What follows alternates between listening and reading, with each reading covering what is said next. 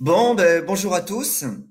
Je m'appelle Bertrand Forêt et je vais vous parler de recherche en cours sur l'idée que le like pourrait être utilisé comme monnaie. Donc voilà la, la slide de la conférence. Alors je me présente rapidement. Je suis enseignant à l'Université de Toulouse au département GEA de Tarbes. Et j'enseigne deux matières. J'enseigne la communication des organisations et l'économie monétaire. Et quand on me demande c'est quoi le lien entre les deux, je réponds, euh, à votre avis, le like sur les réseaux sociaux, donc le petit pouce bleu, c'est de la communication ou c'est de l'économie? Bon, bah, c'est un peu des deux. Donc cette conférence va essayer de mélanger un peu les deux et d'essayer de montrer qu'on peut appréhender le like comme une nouvelle économie. Alors, juste quelques petites images pour montrer que le sujet est dans l'air du temps.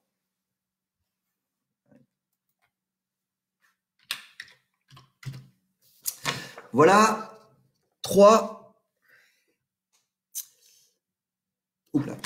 trois images euh, qui illustrent cette idée. La première, c'est la série Black Mirror, un épisode qui s'appelle Chute libre et qui décrit un monde où les gens sont tous notés sur les réseaux sociaux et où cette note détermine leur pouvoir d'achat, leur possibilité d'emprunt, leur capacité de déplacement, enfin toute leur vie euh, monétaire.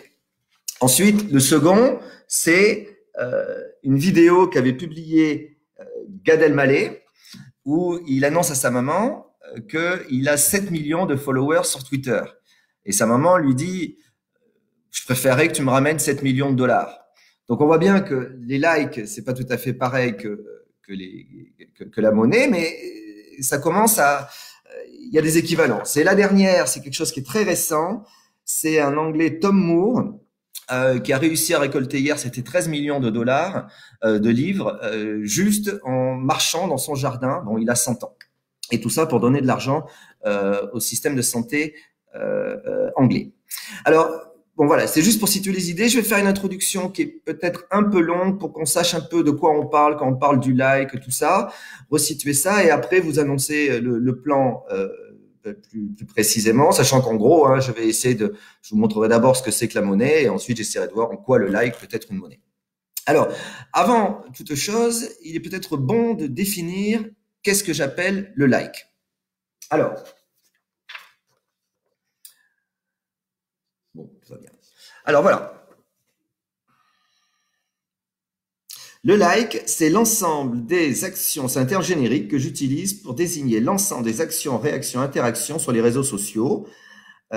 Et on voit qu'en ce moment, ça prend beaucoup d'importance. Je remercie Dora pour m'avoir envoyé ce petit dessin qui montre bien qu'aujourd'hui, si vous voulez aider vos amis artistes ou qui essayent de faire de l'événementiel, eh bien, il faut leur distribuer des likes. N'épargnez pas vos likes, ça peut beaucoup les aider.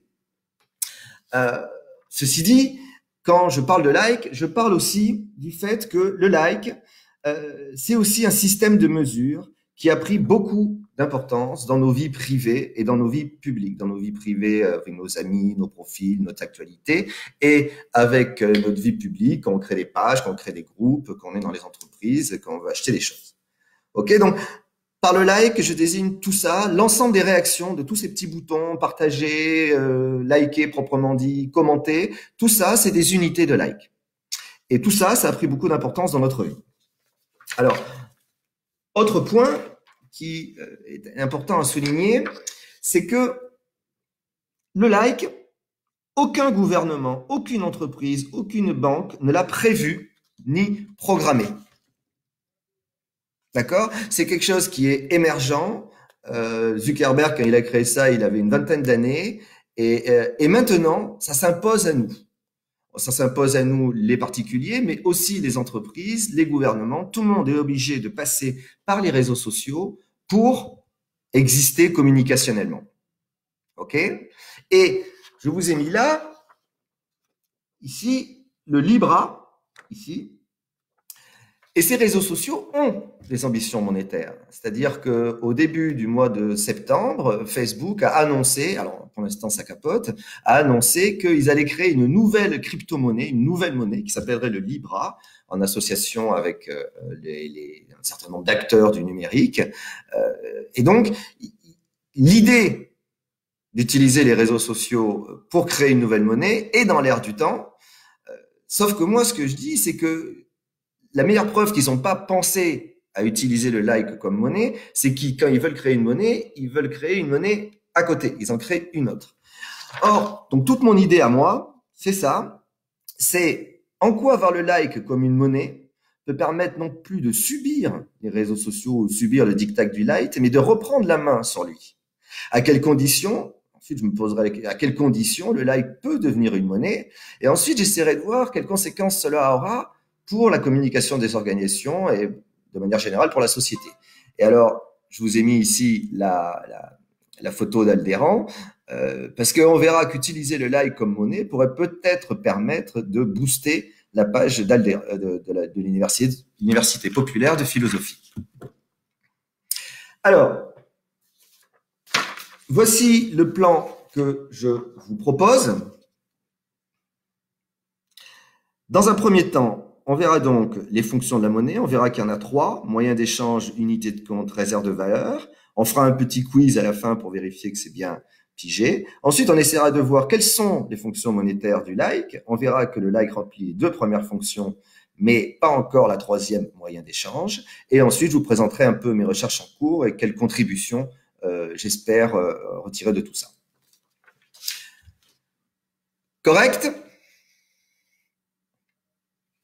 Alors, on attaque sur donc le like, les fonctions de la monnaie, moyen d'échange, unité de compte et réserve de valeur. Alors, la première fonction de la monnaie, c'est d'être un moyen d'échange. Historiquement, ça commence comme ça, et les premières monnaies avaient une valeur intrinsèque. D'accord? Donc, je vous mets cet exemple-là, ce sont des perles d'ambre, et c'est une découverte qui a été faite il n'y a pas longtemps, et ces perles d'ambre ont la particularité d'être des fausses perles d'ambre. Alors, l'idée, c'est que l'ambre avait une valeur intrinsèque, et que donc, on pouvait utiliser cette monnaie primitive en échange de tout le reste. En plus, ça avait le mérite d'être sécable par petites unités, donc de pouvoir être compté facilement. Et donc, les premières monnaies étaient, que ce soit du métal ou de l'ambre ou de n'importe quel bien qui a une valeur et qui est facile à couper en petits morceaux, et qui se conserve évidemment dans le temps, pouvaient être utilisées comme monnaie. Et donc, et le fait qu'il y ait de la fausse monnaie ou qu'il y ait des imitations de la monnaie, c'est d'une certaine façon la preuve que cette monnaie-là a du succès. Et on verra que le like a exactement le même souci actuellement. Les réseaux sociaux luttent contre les faux profils. OK? Donc, première fonction, moyen d'échange.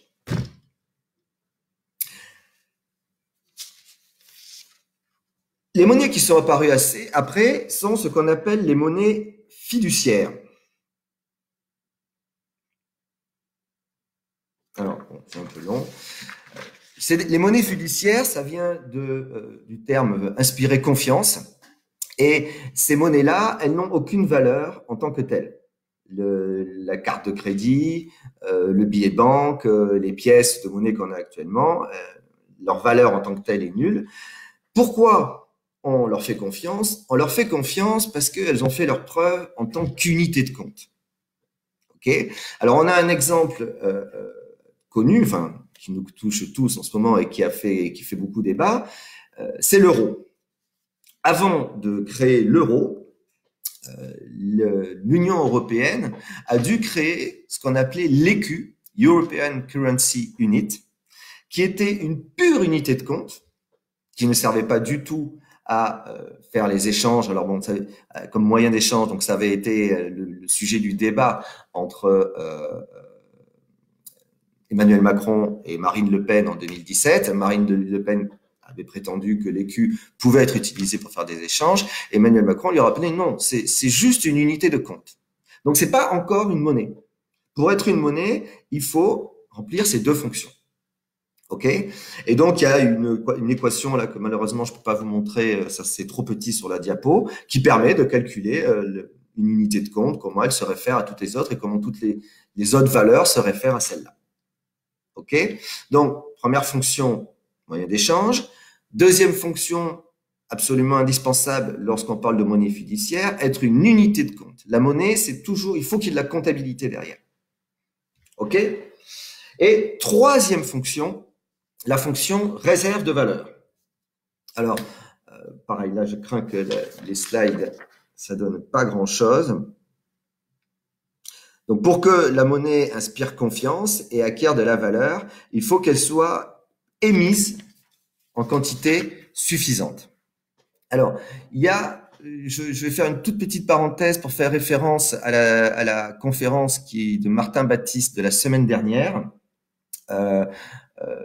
Qui parlait un peu de l'histoire des monnaies, de comment on aimait la monnaie. En fait, on ne crée pas la monnaie. L'expression création monétaire est un peu inexacte. On l'aimait. Et on aimait la monnaie, c'est-à-dire qu'on aimait de la monnaie scripturale, de la monnaie fiduciaire, et on essaye de les mettre en bonne quantité. Donc, dès l'origine, les théories économiques de la monnaie sont des théories qui vise à savoir dans quelle quantité on doit émettre de la monnaie. Et c'est fondamental pour que la monnaie inspire confiance. Je m'explique. Si vous émettez trop de monnaie par rapport à la masse de biens en circulation, qu'est-ce qui va se passer? Les prix vont augmenter. On va avoir ce qu'on appelle de l'inflation. Si par contre, vous en émettez pas assez, vous allez avoir le phénomène inverse. Ça va freiner la croissance. Il y a des échanges qui auraient pu se faire et qui ne se font pas. Donc, il faut trouver le juste équilibre. Une bonne façon de comparer, c'est au Monopoly. Quand vous jouez au Monopoly, à un moment donné, vous vous demandez quelle est la bonne masse monétaire à mettre en circulation compte tenu des échanges. Si le banquier en prête trop, automatiquement, le prix des immeubles va augmenter. Okay. Et c'est fondamental pour la confiance. En ce moment, c'est un des gros sujets. Christine Lagarde, donc la présidente de la Banque centrale européenne, mais pas que elle, c'est pareil en Amérique, vient d'annoncer ce qu'on appelle des quantitative easing, c'est-à-dire des politiques de quantitative easing, c'est-à-dire qu'ils vont injecter des liquidités dans l'économie pour être sûr qu'en ce moment en particulier, et puis surtout à la reprise du confinement, les échanges puissent se faire dans les meilleures conditions qui soient. OK? Donc, trois fonctions, moyen d'échange, unité de compte, réserve de valeur. Alors, si on continue un peu sur la réserve de valeur, je vous ai mis ici trois exemples. Donc, l'assignat, donc, ce qu'il faut comprendre, c'est aussi que n'importe qui peut créer de la monnaie. Ça peut être évidemment des banques et des États. On parle de pouvoir régalien dans le cas des États, mais ça peut être aussi des particuliers. On le voit en ce moment avec les crypto-monnaies, avec les bitcoins par exemple, où n'importe qui peut s'improviser mineur. Enfin maintenant ça devient compliqué. Ou avec le sol violette, où ce sont un réseau de particuliers. Sol violette, c'est une monnaie alternative qui a été créée dans la région toulousaine, où ce sont des particuliers qui émettent cette monnaie.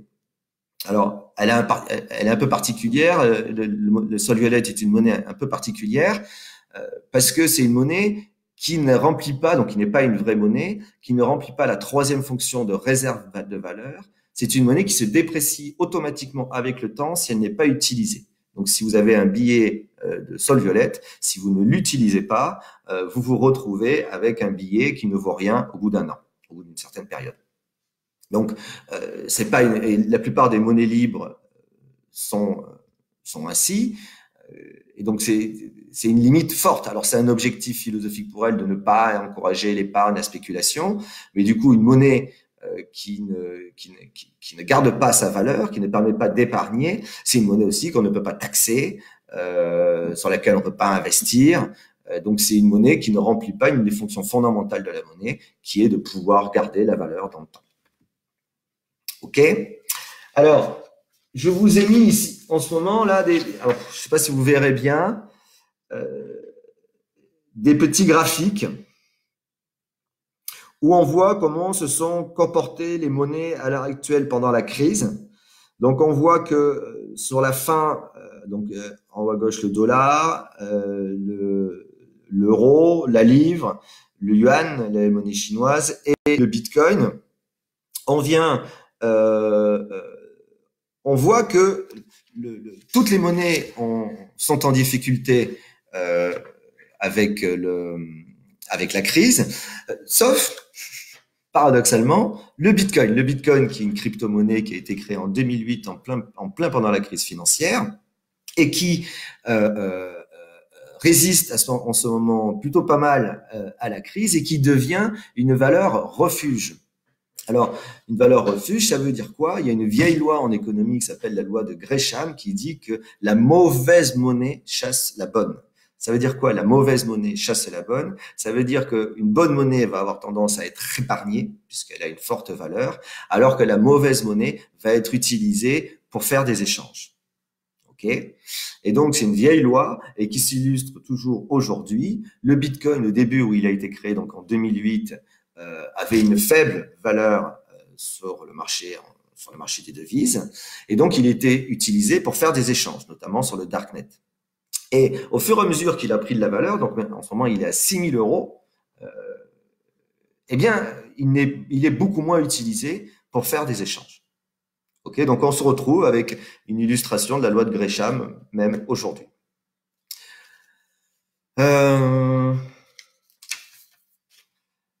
Alors, on a fini la première partie. Je vais me permettre de faire un petit test pour voir si vous avez suivi.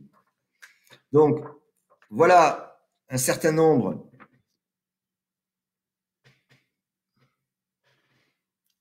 de monnaies dont je viens de vous parler. Les perles d'ambre, l'écu, l'euro, le bitcoin en 2010, c'est-à-dire au début où il a été créé, et le sol violette. Pour voir si vous avez suivi laquelle d'accord, pour chacune des monnaies, il y a les trois colonnes, moyen d'échange, unité de compte et réserve de valeur. Et j'ai dit, par exemple, pour les perles d'ambre, oui, c'est un moyen d'échange. On ne sait pas pour unité de compte parce qu'on n'a pas de comptabilité. Et oui, c'était une réserve de valeur. Donc la question que je vous pose, c'est parmi de toutes ces réponses, laquelle est fausse? Vous pouvez répondre dans les commentaires.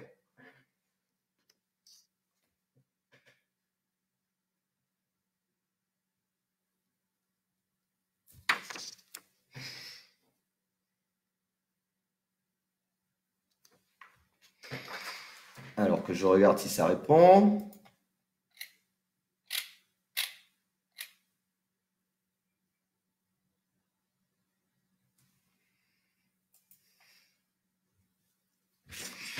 Je la remets.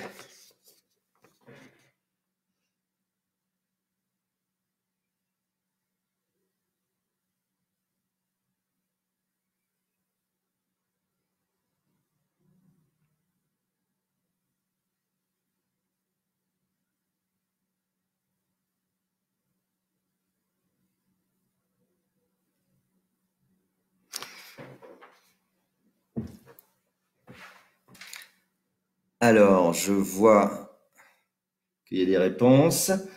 Il y a une réponse, le Bitcoin n'est pas une réserve de valeur. Mais si, on peut tout à fait l'épargner et le garder. Alors, est-ce qu'il y a d'autres? Ouais, voilà. Voilà, c'était effectivement le sol violette qui était la mauvaise réponse, puisque j'avais mis le sol violette peut servir de réserve valeur, et si vous avez suivi, eh bien non, il perd sa valeur au cours du temps. Bon, ok.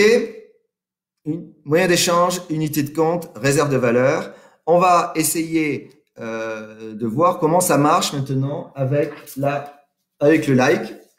Donc, on va voir en 3 parties. D'accord, les fonctions monétaires du like. On va premièrement voir en quoi le like est une unité de compte. Ensuite, en quoi il permet de garder de la valeur. Et ensuite, comment il pourrait devenir un moyen d'échange. Alors, le like au début, c'est une innovation qui a été inventée au milieu des années 2000 donc, par Facebook. Et c'est un bouton au départ qui vous permet de noter, d'indiquer aux réseaux sociaux qu'est-ce que vous aimez.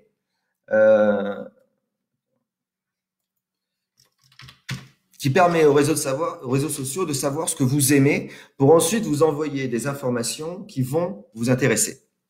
Donc, ce qui existait avant le like, c'était des systèmes de classement. Donc, par exemple, sur Yahoo ou sur Google, on vous demandait, aujourd'hui, vous êtes, qu'est-ce qui vous intéresse? La mode, le sport, la politique.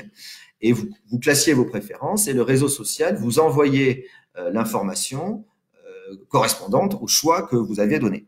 Le problème, c'est que ces choix peuvent évoluer et puis ces préférences peuvent évoluer et qu'on ne sait pas forcément nous-mêmes qu'est-ce qu'on préfère à l'instant T. Donc, par exemple, vous pouviez dire en janvier, je suis très intéressé par la mode. Et là, maintenant, en avril, plus du tout. Maintenant, vous êtes intéressé par la politique, par les informations sur le virus. Et ça, si vous n'aviez pas pensé à décocher vos préférences, le réseau social, vous ne pouvez pas le savoir.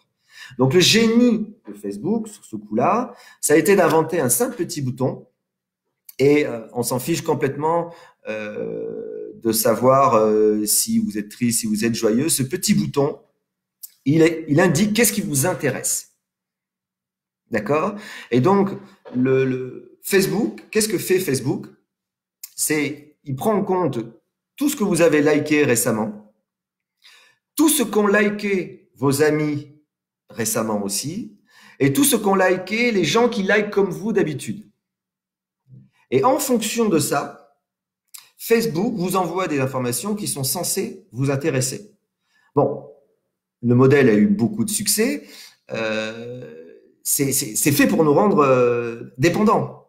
Si vous passez du temps à regarder votre fil d'actualité, c'est parce que c'est des informations qui vous intéressent. Et comment Facebook sait que c'est des informations qui vous intéressent? Eh bien, grâce à tout ce que vous avez liké avant. Donc, vos likes, votre activité de likage est essentielle. Selon comment vous likez, vous serez informé de ça ou de ça. OK? Alors, il y a ce like, du coup, il joue le rôle d'unité de compte.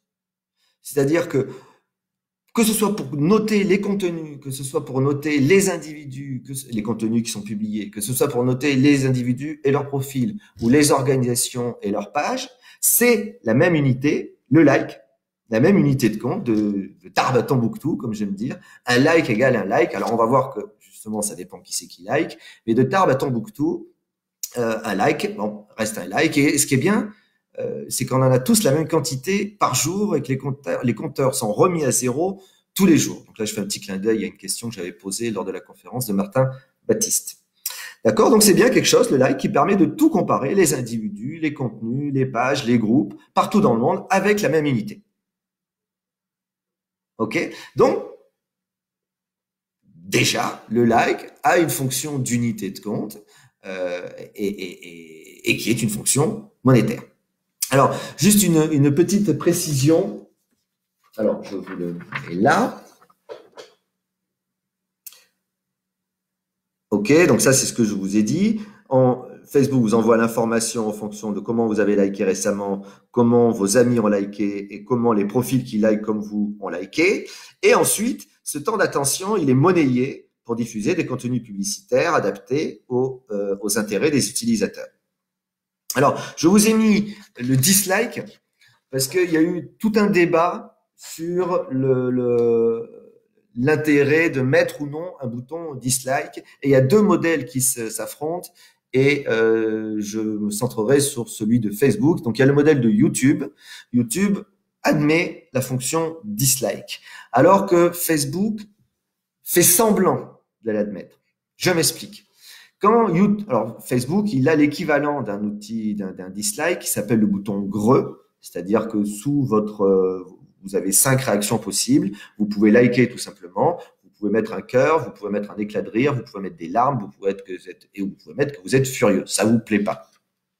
Donc, vous pouvez avoir l'impression que vous dislikez en faisant ça. Mais il y a une différence fondamentale entre le greu de Facebook et le dislike de YouTube. C'est que quand YouTube, une vidéo est likée 1000 fois et ensuite dislikée 999 fois, cette vidéo ne vaut plus que un like. Les dislikes annulent les likes. Ça veut dire que dans l'algorithme, elle ne pèsera plus que 1. D'accord? Que un like, et elle aura très peu de chances de remonter dans les fils d'actualité des gens. Facebook, ils s'en fichent. Ils ont créé le bouton greu pour que les gens likent plus, parce que pour eux, ils ont intérêt à ce qu'il y ait beaucoup de likes. Mais que vous mettiez greu ou que vous mettiez love, enfin que vous mettiez je dislike ou que vous mettez j'adore, Facebook s'en fiche. Il va compter 1000 likes et 999 greux, ça fait 1999 likes. Et donc, c'est une vidéo qui va être considérée comme très valorisée par Facebook et qui donc va apparaître dans les fils d'actualité de tout le monde. Donc, quand vous mettez greu à une vidéo dont vous n'aimez pas le contenu, bah, vous lui faites de la pub. Ou quand vous la commentez, ou quand vous la partagez.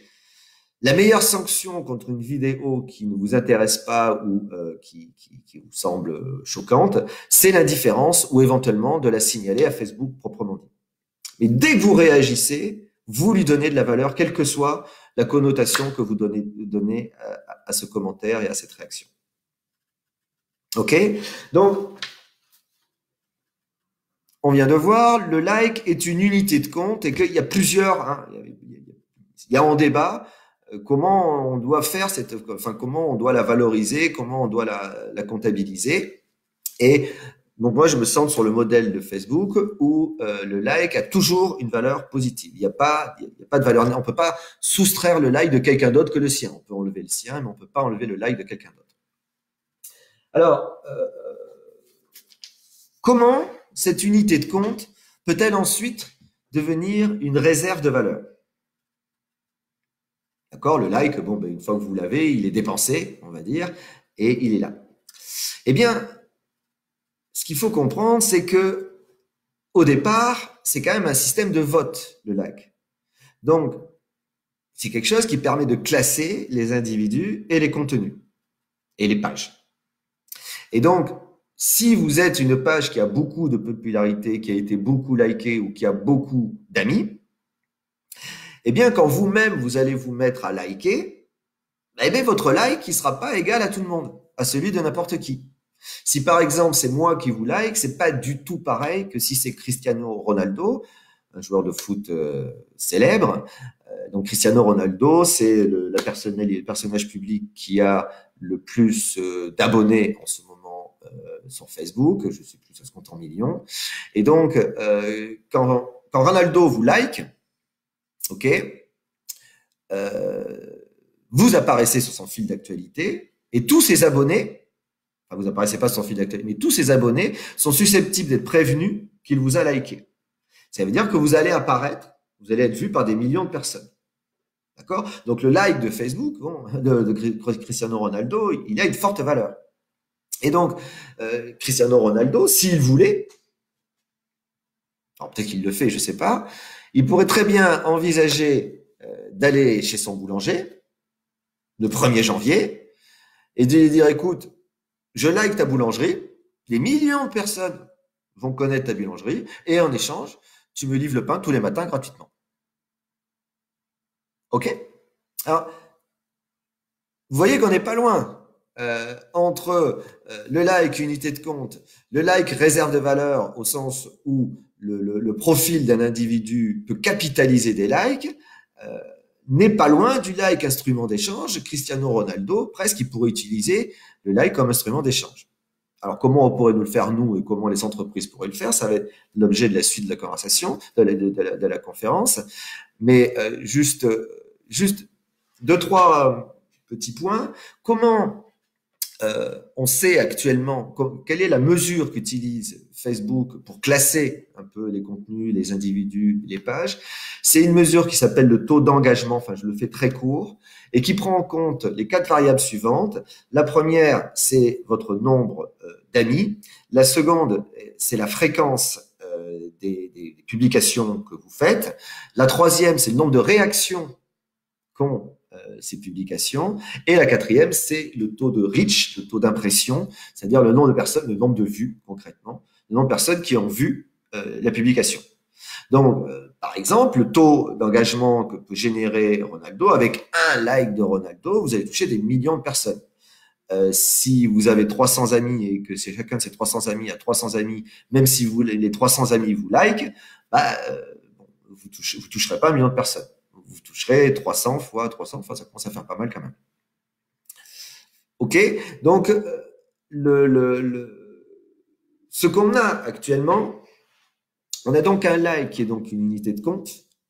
On a donc un like qui est une réserve de valeur, d'accord. C'est-à-dire que Ronaldo, son compte, il ne va pas s'effondrer du jour au lendemain. Enfin, ça peut arriver, mais a priori, il ne va pas s'effondrer. Ses abonnés qui le like et toutes ses publications, c'est un capital qui peut maintenant qu'il essaye de monnayer avec de l'argent classique, mais peut-être qu'on pourrait se passer de cet intermédiaire à argent pour aller directement de like en like.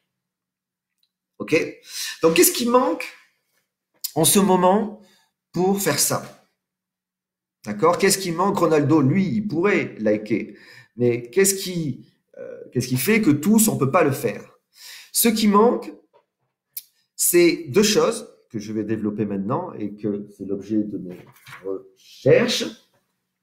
Ce qui manque en ce moment, c'est une mesure qui soit indépendante des réseaux sociaux, du poids de chaque page, de chaque profil ou de chaque individu.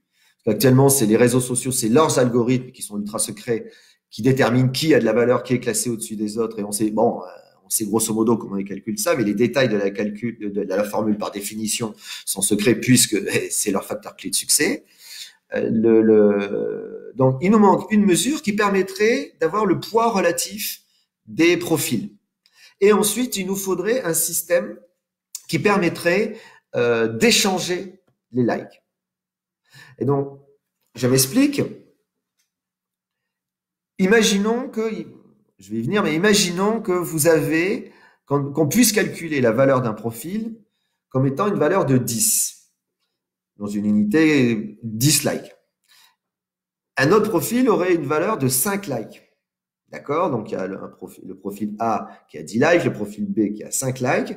Eh bien, pour que l'échange soit équilibré, l'échange de likes soit équilibré entre les deux, il faudrait que celui qui vaut 10, je ne sais plus, je crois que c'est celui-là, quand celui qui vaut 10 donne un like à celui qui vaut 5, celui qui vaut 5 lui en donne 2. OK? Et là, on est à l'équilibre pondéré des échanges de likes. Alors, je vais, d'accord, je me mets là. D'accord. Une page qui vaut 5 devrait donner devrait liker 2 fois une page qui en vaut 10 pour être likée une fois en retour. Donc voilà ce qui manque. D'accord. Donc, je récapitule. OK, on a vu que la monnaie, c'est moyen d'échange, unité de compte, réserve de valeur. On vient de voir que le like remplit déjà deux de ses fonctions. Première fonction, fonction d'unité de compte et fonction de réserve de valeur. Et qu'il ne manque au like pas grand-chose pour être moyen d'échange. Donc, ce que je vais vous présenter maintenant, c'est des recherches en cours. Elles n'ont pas encore été expérimentées. Donc, vraiment apprendre avec des pincettes. Hein, c'est des idées sur lesquelles j'ai réfléchi. Vos retours me seront très utiles. Alors, OK. Donc, on va voir pour cette partie, voilà, mes recherches en cours. On va essayer dans un premier temps d'imaginer une mesure du poids pondéré de chacun des profils, ce que j'appelle le H-like. Et on verra dans un deuxième temps comment cette mesure peut servir à nouer des conventions de likeage réciproque, c'est-à-dire où chacun se co-like. Je vous like, vous me likez. Bon, encore une fois, c'est des recherches en cours et on verra à la fin quelles sont les contributions que j'espère retirer de ces recherches. Alors, pour imaginer cette mesure, le H-index, je m'inspire de ce qui a été fait dans les milieux scientifiques.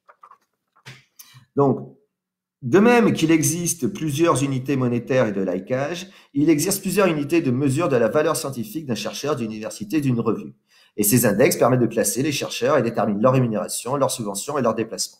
Donc, je vous ai mis là le classement de Shanghai.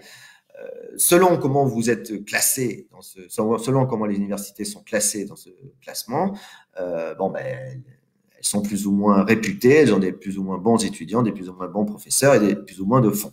Il y en a d'autres, des mesures. Il y a notamment ce qu'on appelle l'impact factor, qui est calculé sur les plateformes d'édition et qui est fondamental pour. Alors, vous pouvez être un très bon chercheur. Si vous publiez jamais et si vous êtes jamais cité, on ne pourra pas le savoir. D'accord? Vous pouvez aussi beaucoup publier et beaucoup citer pour qu'on dise que votre recherche, ça vaut rien. À partir du moment, c'est exactement comme quand vous dislikez sur Facebook un contenu. À partir du moment où un chercheur vous cite pour dire que votre recherche ne vaut rien, c'est bingo, c'est une citation, c'est compté comme de la valeur, quoi que soit ce qu'ils disent. Ok, exactement comme quand vous grevez un contenu sur Facebook, il est considéré comme ayant de la valeur.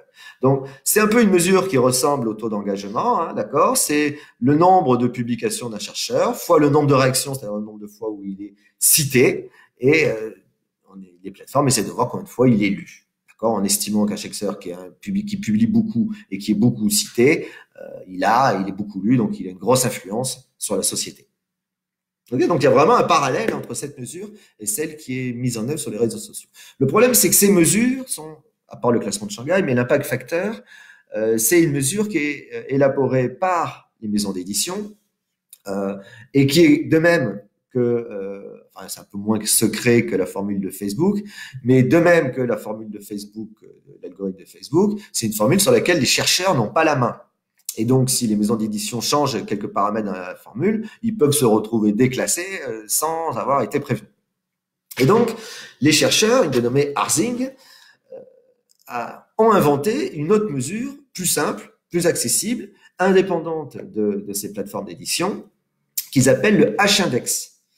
Donc, l'idée, c'est exactement ce que j'aimerais faire avec le like. L'idée, c'est l'article s'appelle Publish or Perish, de publier ou périr, c'est-à-dire que la personne Arzing a remarqué que actuellement un chercheur qui ne publie pas, il périt, il ne peut pas survivre. Encore une fois, on ne peut pas savoir s'il fait de la recherche. De la même façon, une entreprise actuellement qui n'est pas sur les réseaux sociaux, elle ne pourra pas faire sa com. Ok? Donc c'est un fait. Donc plutôt que de le subir, autant essayer de reprendre la main en essayant d'avoir nos propres mesures et nos propres stratégies. Donc, ce que je propose de faire avec le like, c'est très exactement ce que les chercheurs ont fait avec les réseaux sociaux, avec les mesures de leur performance. Donc, voilà l'indicateur qui est utilisé en science. C'est inventé à peu près à la même période qu'au moment où le like a été inventé et où le Bitcoin, d'ailleurs, a été inventé, c'est-à-dire au milieu des années 2000, 2008. Le H-index est une mesure, le nombre H de publications d'un chercheur ou d'une université, d'une revue, cité H fois. Et moi, mon idée, c'est que cette mesure pourrait être dupliquée pour évaluer le H-like des utilisateurs, de leurs publications, de leur page, de leur groupe, et servir de base pour nouer des conventions de likeage. Donc voilà un petit graphique. Voilà. D'accord? Donc le H-like, c'est la droite, c'est là où en bas, vous avez le nombre de publications. Enfin, c'est bien ça. Voilà. Nombre de publications en abscisse, nombre de citations en ordonnée. Quand le nombre de publications est égal au nombre de citations, eh bien, ça vous détermine votre H-index. Donc, si vous avez une publication citée 1 million de fois, votre H-index est de 1.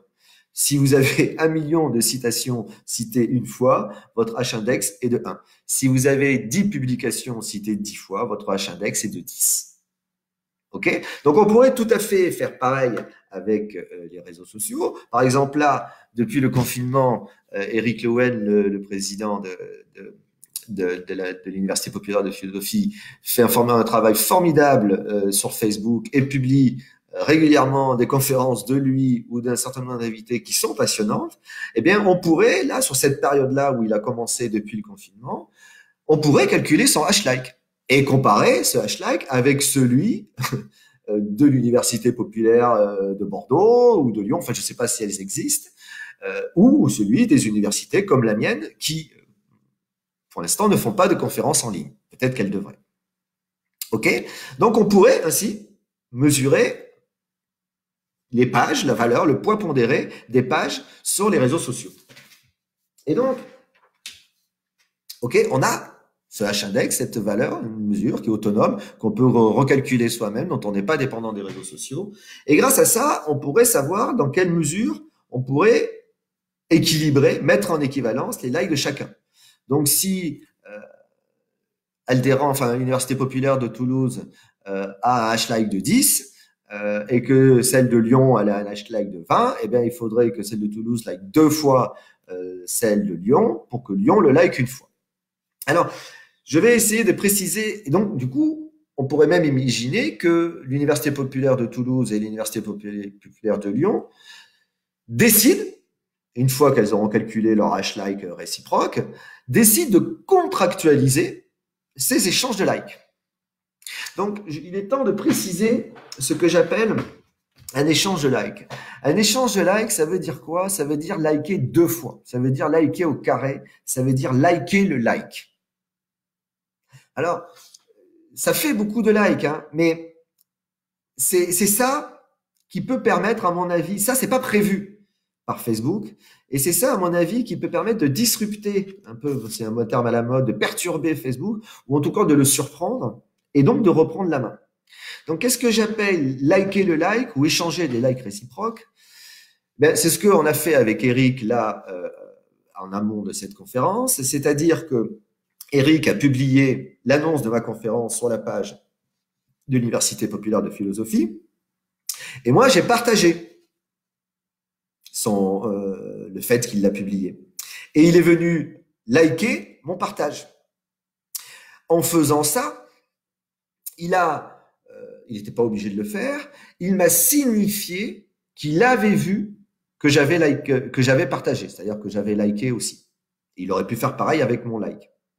OK? Donc moi, ce que je propose, c'est de systématiser ça, de le contractualiser. Donc, je vous mets là. D'accord?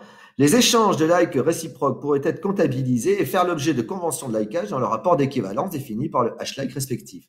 Un échange de likes réciproques consiste à liker un like reçu. Cette matérialisation de la transaction permet de tenir une comptabilité en partie double de toutes les transactions réalisées.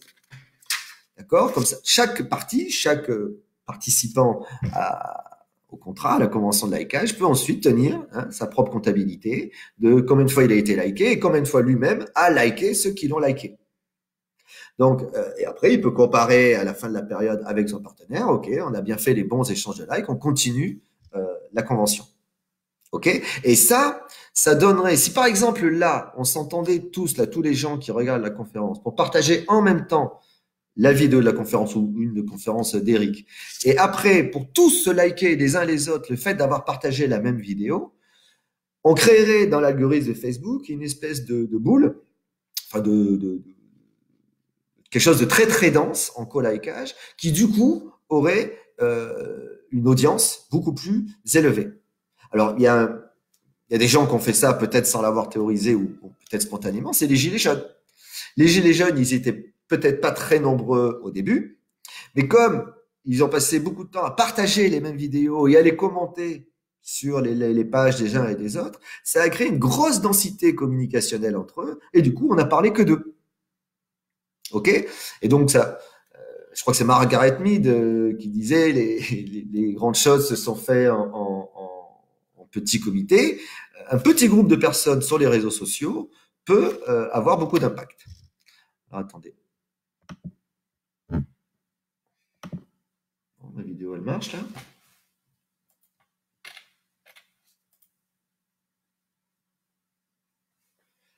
Bon, j'espère que ça marche. Moi, elle a l'air bloquée sur mon autre ordinateur. Bon, sinon, Eric m'aurait appelé.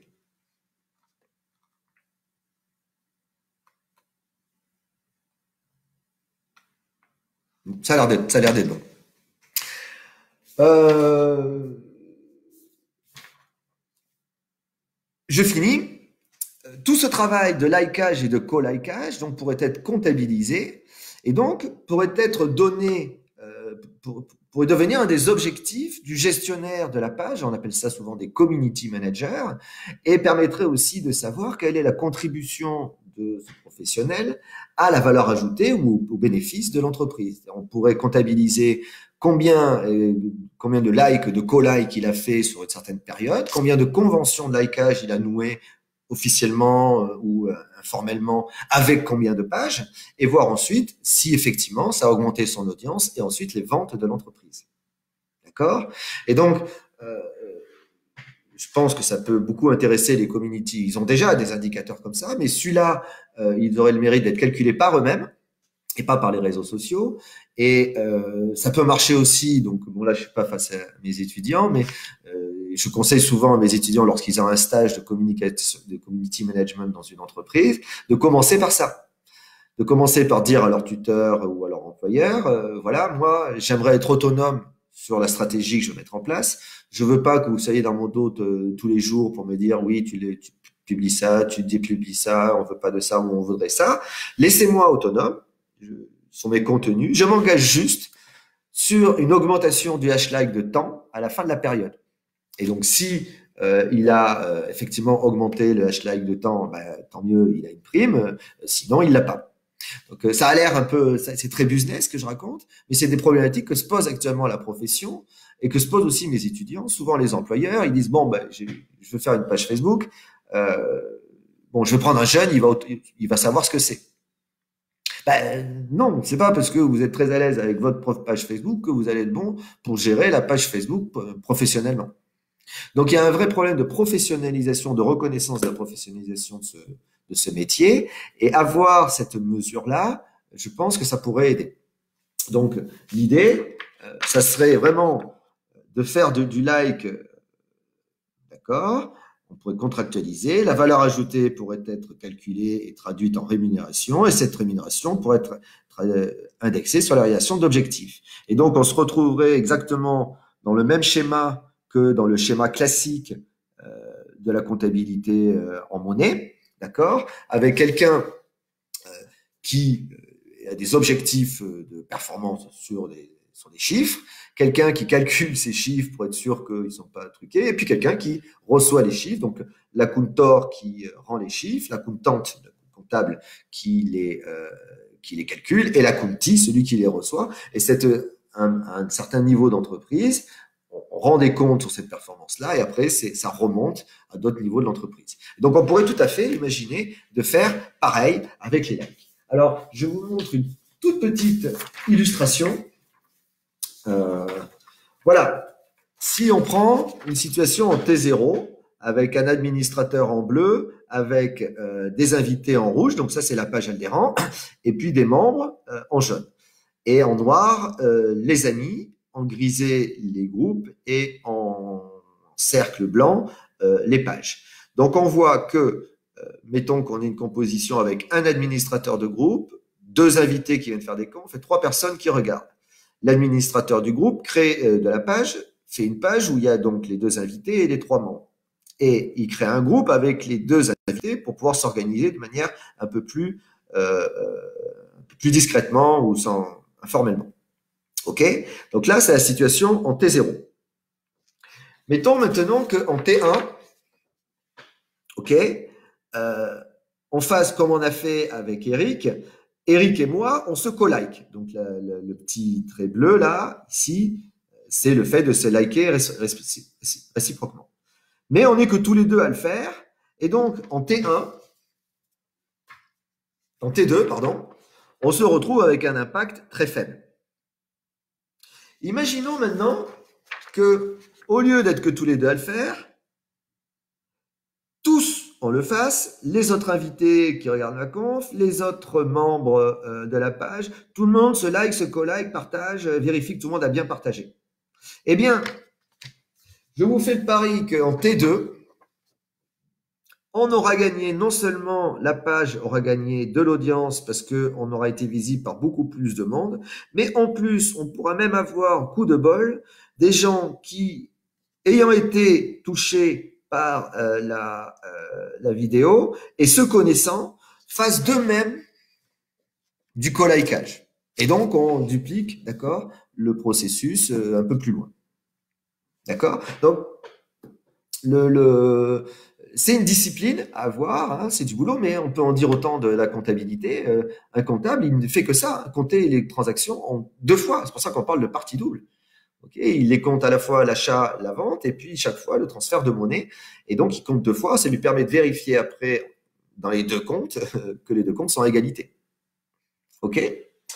Alors, je vais finir sur les contributions que j'espère de cette recherche.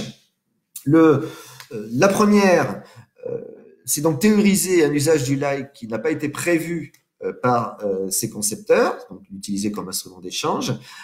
Et donc, ça, à mon sens, ça permettrait, j'espère, de le réinventer plutôt que de le subir, sachant qu'il y a beaucoup de gens qui se plaignent qu'on le subisse. La seconde, ça permettrait donc de déterminer les conditions à remplir pour que la monnaie like devienne possible. Donc, ça peut servir pour ceux qui veulent que la monnaie like apparaisse, mais ça peut aussi servir si vous ne voulez pas que le like devienne une monnaie, vous pouvez aussi savoir ce qui lui manque et comment faire en sorte de l'empêcher de devenir une monnaie. D'accord? Donc, c'est une réflexion qui va dans les 2 sens. Et donc, troisième contribution que j'espère, c'est que connaître la contribution du travail de likeage et de co-likeage à la création de valeur, bon là c'est plutôt pour les managers, aux managers que je m'adresse, ça permettrait aussi de savoir les coûts cachés du likeage quand il est mal fait. D'accord? Ou bon. Donc ce qui peut être pas inintéressant quand souvent les entreprises sont obligées de prendre un community manager parce qu'elles voient bien que il faut y être, mais comme elles sont pas capables d'évaluer sa contribution, elles sont très endettées, à la fois pour le motiver, pour avoir des incitations, et à la fois pour en prendre un autre si jamais ça ne marche pas. Deuxième type de contribution, donc le premier niveau de contribution, c'est sur la compréhension du like proprement dit, et deuxième type de contribution, c'est pour la compréhension de la monnaie, c'est-à-dire que en faisant ce travail de recherche sur l'idée que le like pourrait être une monnaie, j'ai été amené à revisiter des certitudes, enfin des choses que je croyais savoir sur la monnaie et qu'on m'avait appris lors de mes études d'économie. Donc je croyais que la monnaie était naïvement, même si ça me dérangeait, que la monnaie c'était quelque chose qui venait d'en haut. On m'avait toujours appris, la monnaie c'est un pouvoir régalien, c'est l'État qui décide, c'est les autorités. C'est les autorités qui décident de créer de la monnaie et les gens font confiance en la monnaie parce qu'ils ont confiance dans les institutions. Donc ça, c'est ce qu'on m'avait toujours appris. Et je me suis rendu compte en faisant cette recherche qu'il y a une part de vrai, mais que la monnaie, ce n'est pas que ça. La monnaie aussi, c'est quelque chose qui est disruptif. C'est quelque chose qui est transgressif. La plupart des innovations monétaires viennent du bas, sont émergentes. C'est pas du tout quelque chose qui est fait pour arranger les pouvoirs, mais c'est quelque chose qui est fait pour contourner les pouvoirs. Et du coup, je comprends mieux pourquoi on lui fait confiance. Donc, c'est vrai pour le Bitcoin. Le Bitcoin est présenté explicitement comme quelque chose qui vise à supprimer les intermédiaires, comme les banques et les États. Aucune banque, aucun État n'a voulu du Bitcoin. Et si on remonte dans le temps, si on prend par exemple l'Assigna, qui est le premier billet de banque en France, bien sûr, c'est une banque qui l'émet. Mais le billet de banque, il n'a pas été émis par des nobles. Il n'a pas été émis non plus par des religieux. Or, c'était quoi les pouvoirs dominants à l'époque où l'Assigna arrive? Eh bien, c'est justement la noblesse et le clergé. Et donc, les premières monnaies papier ont été disruptives. Alors, à une échelle de temps plus longue, qu'est-ce que ça a produit la monnaie papier? Ça a produit, en France, ça a produit la Révolution française. Sans la monnaie papier, les bourgeois n'auraient pas pu s'enrichir autant qu'ils se sont enrichis et ils n'auraient pas eu la puissance de frappe nécessaire pour faire la Révolution 200 ans après l'apparition de la première monnaie papier. D'accord? Et donc, bon, après, j'ai pas les moyens de faire la même analyse dans le passé, mais elle pourrait être menée. Mais ce que je veux dire, c'est, moi, c'est vraiment quelque chose qui m'a interpellé en faisant cette recherche. La monnaie, alors que ça va à l'encontre de beaucoup de choses qu'on dit en ce moment, notamment sur les monnaies libres. C'est pas forcément quelque chose qui vient du pouvoir. C'est quelque chose qui peut être créé justement pour contourner le pouvoir ou pour le perturber. Et ça explique qu'on lui fasse confiance. Parce que les gens, les premières personnes qui utilisent les monnaies au moment où on la crée, c'est des gens qui n'ont pas le choix. Ils ont absolument besoin de contourner le pouvoir pour faire quelque chose. Et donc, le moyen qui leur permet de le faire, ils lui font confiance un peu par défaut. Voilà, ils ont vraiment envie d'y aller. Donc, voilà, moi, ça m'a. Ouais, ces recherches, moi, bon, c'est pas quelque chose qui est publié, mais ces recherches m'ont incité, moi, à revisiter l'histoire de la monnaie. Et alors, dernière chose, alors là, c'est vraiment spéculatif. Comme j'enseigne à Tarbes et que je vais assez souvent, le trajet Toulouse-Tarbes, et sur les milieux, il y a les grottes de Gargas. Les grottes de Gargas, je ne sais pas si vous connaissez, c'est des grottes où il y a des mains, comme ça, là, qui sont en pochoir sur les murs. Bon, il y en a plein, il y en a une trentaine dans le monde, je crois. Et la signification de ces mains est une véritable énigme pour les anthropologues. Alors, on a pensé au début que c'était des sacrifices ou des doigts gelés. Bon, et actuellement, il y a une sorte de consensus pour dire que c'est un rituel qui est pas forcément, qui consiste pas forcément à couper les doigts, puisque tous les dessins qu'on voit peuvent être reproduits juste en faisant, d'accord, en pliant les doigts comme ça, ou en faisant ça. Donc, c'est pas forcément un sacrifice, mais c'est une vraie énigme, la signification qu'il y a là derrière. Bon, bien. Il faudrait pas que ça ressemble à quelque chose, ça? Si je le mets comme ça